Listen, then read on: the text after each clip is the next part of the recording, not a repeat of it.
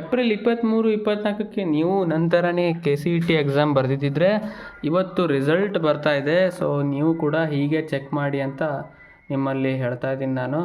ಏನಪ್ಪ ಅಂದರೆ KCET result ಈ ವರ್ಷ ಸ್ವಲ್ಪ ತಡ ಆದರೂ ಕೂಡ ಅದು ಒಳ್ಳೆ ರೀತಿಯಲ್ಲಿ ಬರ್ತಾ ಇದ್ದರೆ ಅಷ್ಟೇ ಸಾಕು. ಯಾಕೆ ಅಂದರೆ ಕೆಲವೊಂದು ಕಡೆ ಕೆಲವೊಂದು ಸೆಂಟ್ರಲ್ಲಿ ಗೋಲ್ಮಾಲ್ಗಳಾಗಿದ್ದಾವೆ, ಅದು ಕೂಡ ಪ್ರಾಕ್ಟಿಕಲ್ ಎಕ್ಸಾಮ್ದಲ್ಲಿ.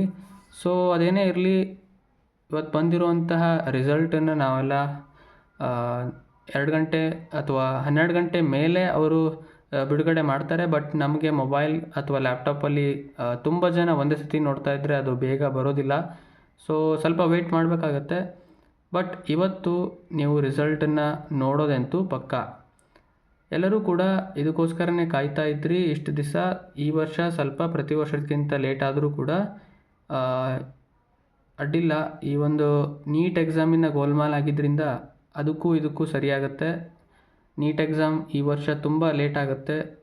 ಅವರ ಒಂದು ಕೌನ್ಸ್ಲಿಂಗ್ ಕೂಡ ತುಂಬ ಲೇಟಾಗಿ ಶುರು ಆಗೋದ್ರಿಂದ KEAದವರ ಒಂದು KCET ಹೀಗೆ ಬಿಟ್ಟರೂ ಕೂಡ ಅವ್ರನ್ನ ಸೇರಿಸೋಂಥದ್ದು ಸ್ವಲ್ಪ ತಡ ಆಗುತ್ತೆ.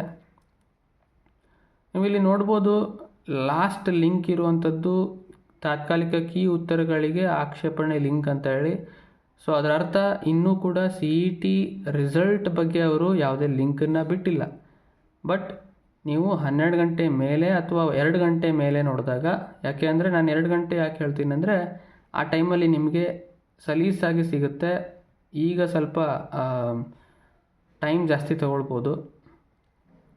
ನೋಡ್ಬೋದು, ಅಭ್ಯರ್ಥಿ ಚಟುವಟಿಕೆ ಲಿಂಕ್ಗಳು ಅಂತ ಇದೆ. ಬಟ್ CET ಎಕ್ಸಾಮಿನ ಒಂದು ರಿಸಲ್ಟ್ ಲಿಂಕ್ ಇನ್ನೂವರೆಗೂ ಬಂದಿಲ್ಲ.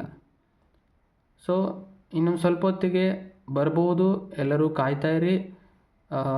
ಎಲ್ಲರಿಗೂ ಕೂಡ all the best. Because CET result ನಿಮ್ಮ ಫ್ಯೂಚರನ್ನ ಡಿಸೈಡ್ ಮಾಡುತ್ತದೆ. ಎಲ್ಲರಿಗೂ ಕೂಡ ಒಳ್ಳೆ ರಿಸಲ್ಟ್ ಬರಲಿ ಅಂತ ಹೇಳಿ ಬಯಸ್ತೀನಿ.